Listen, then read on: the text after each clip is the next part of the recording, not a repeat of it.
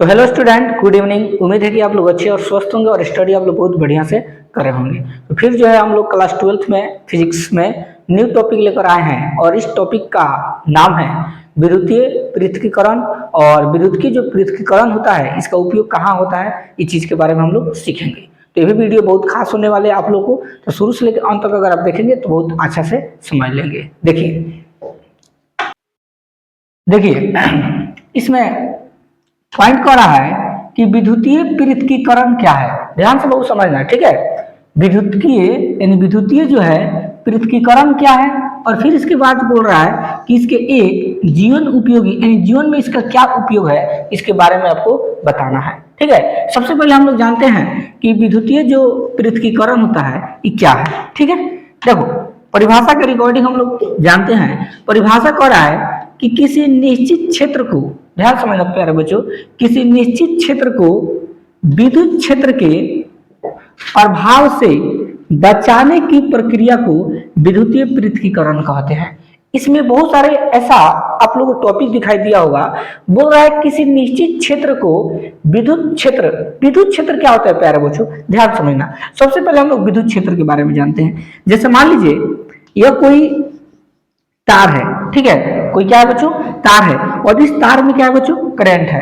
अगर आपका, ध्यान समझना, अगर आपका जैसे मान लो यहाँ पर आप खड़े हैं और आपका जो हाथ है, ठीक है, और आपका जो ये हाथ है, यह हाथ जो है इस तार को इस स्पेस में आने के बाद आपके हाथों को अपनी ओर खींच रहा है, तो समझिए कि यह जो एरिया हुआ, यह जो आपका क्षेत्र हुआ, यह विद्युतीय क्षेत्र हुआ। कहने का मतलब क्या, देखे होंगे आप लोग कि जब कोई तार रहता है और उस तार में करंट रहता है, हम लोग का हाथ यहाँ पर भी होता है, तो उसके प्रभाव से, उसके आवेश के प्रभाव से हम लोग क्या करता है, अपनी ओर खींचता है, तो वो पूरा जो क्षेत्र हुआ वो आपका विद्युत क्षेत्र होता है। समझ रहे हो, वही जो चीज इसमें बताया रहा है कि किसी निश्चित क्षेत्र को विद्युत क्षेत्र के प्रभाव से बचाने की प्रक्रिया को विद्युतीय पृथक्कीकरण कहते हैं। तो आप लोग देखे होंगे गांव में पहले क्या होता था, जैसे हर एक क्षेत्र में आज के समय में बिजली है ना। तो बिजली में देखिए आप लोग को उदाहरण के तौर पर हम समझा रहे हैं। जैसे इस टाइप से बिजली का क्या होता है बच्चों, पोल होता है ना। इस टाइप से बिजली का क्या होता है, पोल होता है, और इसमें क्या कर दिया जाता है, ऐसे तार को क्या कर दिया जाता है बच्चों, जोड़ दिया जाता है। इस टाइप से, इस टाइप से तार को क्या कर दिया जाता है, जोड़ दिया जाता है। लेकिन जो पहले का तार आता था वो खुला रहता था। आपको पता ही है जो एल्युमिनियम का तार रहता था ये कैसा रहता था, खुला रहता था। जिससे क्या होता था, जैसे मान लो आंधी आ जाए, तूफान आ जाए या वर्षा आ जाता था, तो तार जब टूट कर गिर जाता था, तो अगर इस मान लीजिए सड़क है तो सड़क के आसपास चलने वाले जितने भी व्यक्ति हैं उनके सर पर भी गिरने का खतरा रहता था, या किसी के हाथ से छू जाए, या कोई मान लीजिए सवारी से बाइक से जा रहा है और बाइक पर टच कर जाए तो उसको करंट लग सकता था कि नहीं। तो आखिर जो है विद्युतीय पृथक्कीकरण का निर्माण क्यों किया गया।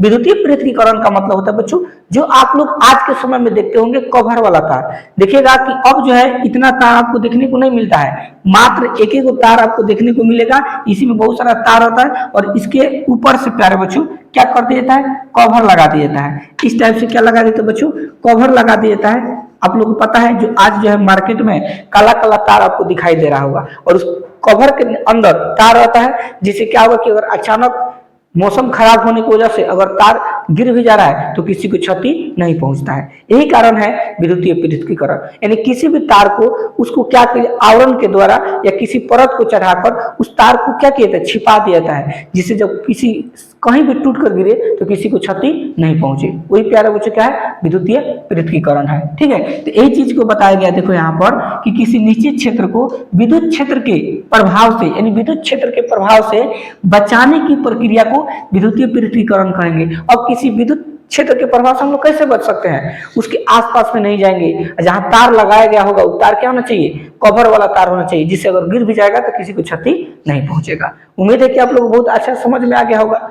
चलिए अब हम लोग दूसरा पॉइंट को इसमें जानते हैं, विद्युतीय पृथक्कीकरण का उपयोग। आखिर जो है क्यों विद्युत में जो है पृथक्कीकरण किया जाता है, आखिर जो विद्युत के तार में क्यों कवर लगा दिया जाता है, इसका क्या उपयोग है।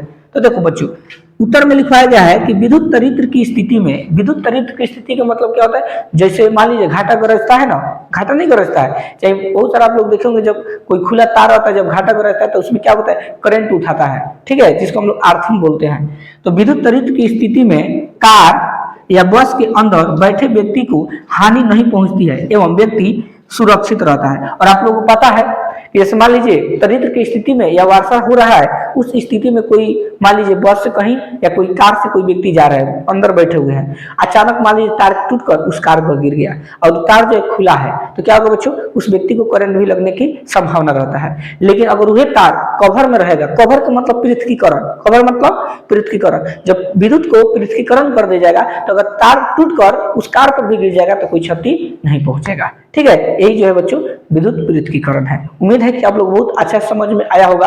अगर आपको थोड़ा सा भी वीडियो अच्छा लगा हो तो लाइक जरूर कर दीजिए। अगर अभी भी चैनल को सब्सक्राइब नहीं किए, प्लीज चैनल को सब्सक्राइब कर दीजिए, क्योंकि इसी तरह आप लोगों के बीच हम न्यू टॉपिक लाते रहेंगे। मिलते हैं नेक्स्ट टॉपिक के साथ, तब तक के लिए धन्यवाद।